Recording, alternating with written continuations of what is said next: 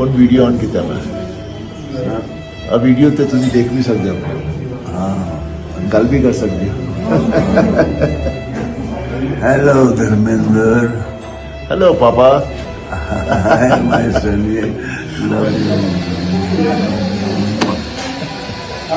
Really enjoying.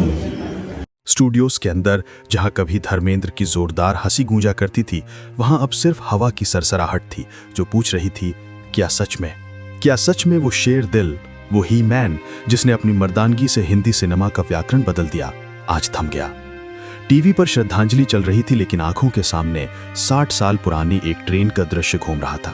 Punjab के साहनेवाल गांव का एक दुबला पतला नौजवान जो अपनी पहली पत्नी प्रकाश कौर और 2 छोटे बच्चों की आंखों में नमी छोड़कर हाथ में कुछ टूटे फूटे सपने और जेब में सिर्फ कुछ रुपए लेकर बंबई की ओर कूच कर रहा था।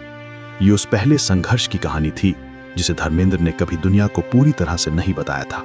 वो कौन सा वादा था जो उसने अपनी पत्नी से किया था, और वो कौन सी मजबूरी थी जिसने उसे अपना नाम, अपनी पहचान, सब कुछ दांव पर लगाने पर मजबूर कर दिया। फिल्म उद्योग के इतिहासकार कहते हैं कि धर्मेंद्र का संघर्ष सिर्फ भूखे रहने और रातें बिताने का नहीं था, उनका सबसे बड़ा संघर्ष खुद से था। एक तरफ उनकी परवरिश के संस्कार, परिवार के प्रति अटूट निष्ठा और गांव की सादगी थी, दूसरी तरफ बंबई की चकाचौंध जिसने उन्हें हर रोज उनकी हकीकत से दूर धकेला। शुरुआती दिनों में जब उन्हें काम नहीं मिला, तब उन्हें फिल्मफेयर मैगजीन में छपी एक तस्वीर याद आती थी, एक हंसता हुआ चेहरा, एक जीत का नशा। उन्होंने उस सपने को पाने के लिए क्या कुछ नहीं सहा। घंटों निर्माताओं के दफ्तरों के बाहर बैठना, अपमान सहना और हर रात ये सोचना कि अगर वो असफल हुए तो गांव में क्या मुंह दिखाएंगे। ये वो सस्पेंस था जिसने उन्हें सोने नहीं दिया, और यही सस्पेंस दर्शकों को भी महसूस होता था जब वो उनकी आंखों में देखते थे एक दर्द, एक अधूरापन।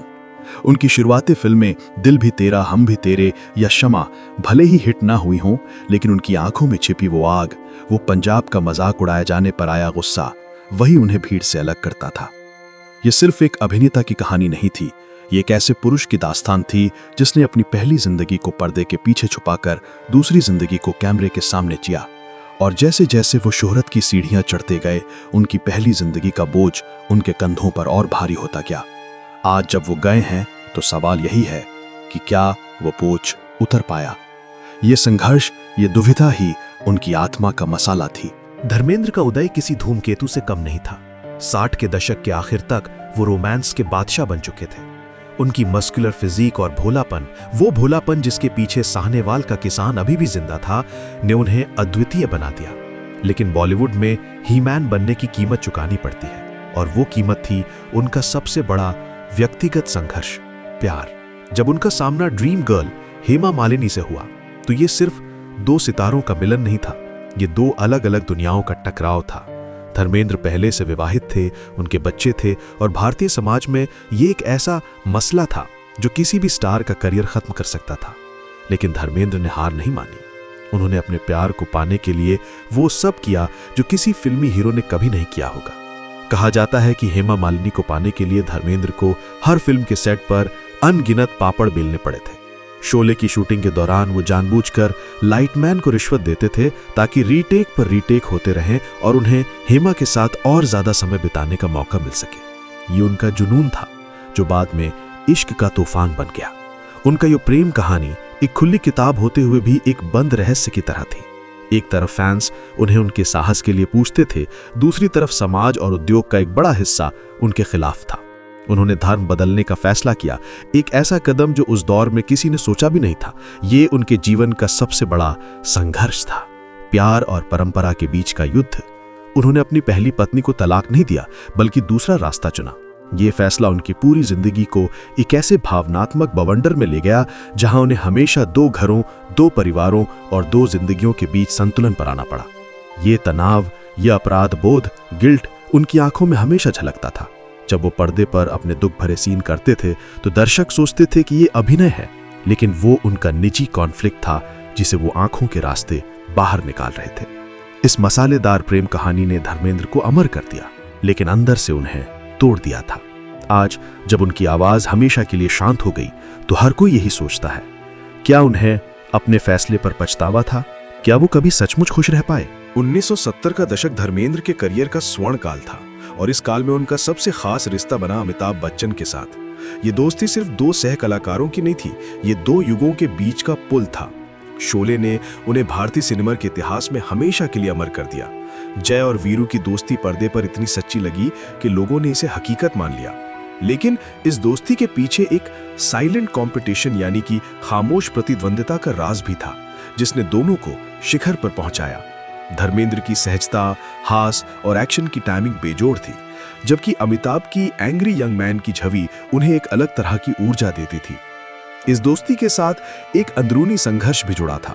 धर्मेंद्र, जो पहले से एक स्थापित सुपरस्टार थे, उन्होंने अपने छोटे भाई समान अमिताभ को फिल्म इंडस्ट्री में जगह दिलाने में मदद की, खासकर जंजीर से पहले के मुश्किल दिनों में। लेकिन जैसे ही अमिताभ के स्टारडम बढ़ी, धर्मेंद्र को अंदरूनी तौर पर यह महसूस हुआ कि अब वो सिर्फ एक हीरो नहीं है, वो एक लेजेंड के सामने खड़े हैं। कहा जाता है कि शोले के बाद कई बड़े प्रोजेक्ट्स में दोनों के बीच रोल को लेकर जबरदस्त ईगो क्लैश होते थे। हालांकि ये बात कभी सार्वजनिक रूप से बाहर नहीं आई। ये कॉन्फ्लिक्ट इंडस्ट्री के गलियारों में सस्पेंस बनाए रखता था, कौन बड़ा, किसका पलड़ा भारी। लेकिन धर्मेंद्र ने हमेशा अमिताभ के लिए अपने बड़े भाई का रोल निभाया। जब अमिताभ घायल हुए तो धर्मेंद्र उनसे मिलने अस्पताल पहुंचे और भावुक हो गए। उनकी दोस्ती व्यावसायिक प्रतिद्वंदिता के मसाले में भी ईमानदारी की मिसाल थी। उन्होंने चुपके चुपके, राम बलराम और कई फिल्मों में साथ काम किया, लेकिन शोले उनका शिखर था जहां उनकी केमिस्ट्री ने सिनेमा को हमेशा के लिए बदल दिया। धर्मेंद्र का पारिवारिक ताना बाना बॉलीवुड में सबसे जटिल और मसले से भरपूर रहा है। उनके 4 बच्चे पहली शादी से, सनी देओल, बॉबी देओल, विजेता, अजीता, और 2 बच्चे दूसरी शादी से, ईशा देओल और आहना देओल हैं। उन्होंने हमेशा कोशिश की कि उनका पारिवारिक संघर्ष उनके बच्चों के करियर या उनके आपसी रिश्तों पर हावी ना हो, लेकिन यह आसान नहीं था। सनी देओल और बॉबी देओल को लॉन्च करने के पीछे धर्मेंद्र का अटूट परिश्रम था। उन्होंने अपने बेटों को सुपरस्टार बनाने के लिए अपने पूरे करियर की पूंजी लगा दी। सनी का उदय एक्शन हीरो के रूप में हुआ और बॉबी ने रोमांटिक हीरो की पहचान बनाई, लेकिन दोनों हमेशा अपने पिता की छाया में रहे। ये भी एक प्रकार का संघर्ष था, अपने पिता की विशाल विरासत से बाहर निकलकर अपनी पहचान बनाना। सबसे बड़ा कॉन्फ्लिक्ट तब पैदा हुआ जब धर्मेंद्र की बेटियां ईशा और आहना बड़ी हुई। जब ईशा ने फिल्मों में आने का फैसला किया तो मीडिया और समाज ने पहली पत्नी के बेटों की प्रतिक्रिया पर नजर रखी। सालों तक ये सस्पेंस बना रहा कि क्या दोनों परिवार कभी एक मंच पर साथ आएंगे। धर्मेंद्र ने अपनी बेटियों के लिए अपनी सारी लव और समर्थन दिया। उन्होंने ईशा की शादी में पिता के सारे फर्ज निभाए, जो कि पहली पत्नी के परिवार के लिए एक भावनात्मक परीक्षा थी। ये सब धर्मेंद्र की सुलह की कोशिश थी। वो लगातार अपने दोनों परिवारों के बीच की दूरी को कम करने में लगे रहे। इस दौरान धर्मेंद्र ने अपने फार्म हाउस पर एकांत में समय बिताना शुरू किया। उनकी कविताएं और उनका प्राकृतिक जीवन उनके अंदर के थके हुए इंसान को दर्शाते थे। उन्होंने अपनी सफलताओं का जश्न मनाया, लेकिन उनकी आंखों में हमेशा एक अधूरेपन का भाव रहा। उन्होंने अपनी शराब की लत पर काबू पाया, अपने स्वास्थ्य के लिए कड़ी मेहनत की, लेकिन जीवन का वो मूलभूत संघर्ष उनके साथ हमेशा रहा। 2 पत्नियों के प्रति न्याय करना और अपने सभी बच्चों को एक समान प्यार देना। जब भी उनके बेटे या बेटी सार्वजनिक रूप से उनके बारे में बात करते थे, तो वो प्यार और पीड़ा का मिश्रण होता था। ये जटिल भावनात्मक दास्तान ही धर्मेंद्र की जिंदगी का सबसे बड़ा मसला थी, जिसने दर्शकों को हमेशा उनकी ओर खींचा। उनकी अंतिम इच्छा यही थी कि उनका पूरा परिवार एक साथ हो, लेकिन क्या यह इच्छा कभी पूरी हो पाई? और आखिर में वो दिन आ गया। डॉक्टर ने उन्हें मृत घोषित कर दिया, लेकिन हॉल में मौजूद लोगों की सांसें थमी हुई थीं। वहां एक अजीब सा सन्नाटा था, सफलता का नहीं, बल्कि एक अधूरी दास्तान का सन्नाटा। उनकी अंतिम यात्रा में हजारों लोग थे, लेकिन हर चेहरे पर एक ही सवाल था। धर्मेंद्र की जिंदगी का वो अनसुलझा राज क्या था, जिसने उन्हें हमेशा बेचैन रखा? क्या वो अपने पहले प्यार को भूलने का दर्द था, या वो हीमैन का मुखौटा था जिसे वो कभी उतार नहीं पाए? धर्मेंद्र का सबसे बड़ा कॉन्फ्लिक्ट उनके अपने दिल में था। उन्हें हमेशा एक ऐसे व्यक्ति के रूप में देखा गया जिसने अपने जीवन में सब कुछ जीता, पैसा, शोहरत और 2 महान सुंदरियों का प्यार। लेकिन क्या उन्होंने कभी शांति जीती? उनकी कॉमेडी फिल्मों में भी एक अंडरटोन होता था, एक उदासी की परत होती थी जो उनके दर्द को बाहर आने से रोकती थी। उनके जाने के बाद सबसे ज्यादा चर्चा उस बात की हो रही है जो उन्होंने कभी नहीं कही।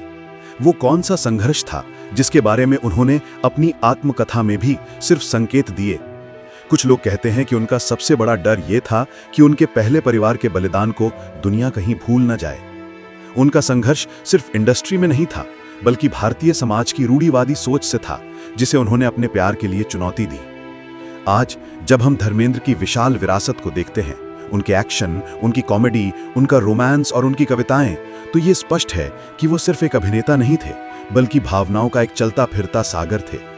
उन्होंने अपनी कड़ी मेहनत से जो मुकाम हासिल किया वो अतुलनीय है, लेकिन उनका प्रेम और संघर्ष ही उनकी कहानी का असली मसाला है। उनका ही मैन होना सिर्फ बाहरी ताकत नहीं थी, बल्कि अंदरूनी जज्बा था, जिसने उन्हें दो जिंदगियों के बीच संतुलन बनाने की शक्ति दी। उनके बेटे सनी और बॉबी ने उन्हें अंतिम विदाई दी, लेकिन इस विदाई में दोनों परिवारों का भावनात्मक जुड़ाव भी दिखाई दिया, जो धर्मेंद्र की अंतिम सुलह की कोशिश का परिणाम था। ये सन्नाटा किसी हीरो की मौत का नहीं था, ये उस अनसुलझे राज का सन्नाटा था, जिसने धर्मेंद्र को एक महान कलाकार तो बनाया, पर शायद एक शांत इंसान नहीं बनने दिया। उनकी कहानी खत्म नहीं हुई है, ये एक सस्पेंस बनकर हमेशा बॉलीवुड के आसमान में टिमटिमाती रहेगी, वो राज जो धर्मेंद्र अपने साथ ले गए।